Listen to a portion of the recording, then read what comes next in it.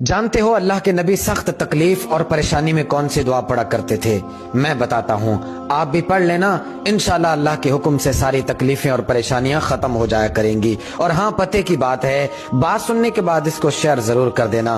यार, अल्लाह के नबी जब भी परेशान होते ना, और जब भी आपको कोई तकलीफ का सामना करना पड़ता, तो आप हमेशा यही दुआ फरमाया करते थे, या हय्यु या कय्यूम बिरहमतिका अस्तगीस। और जानते हो इसका क्या तर्जुमा है? या हय्यु या कय्यूम, ए जिंदा रहने वाले, ए हमेशा रहने वाले, बिरहमतिका अस्तगीस, मैं तेरी रहमत के वसीले से तुझसे मदद तलब करता हूँ। अल्लाह की रजा के लिए इस वीडियो को एक मर्तबा शेयर कर दें।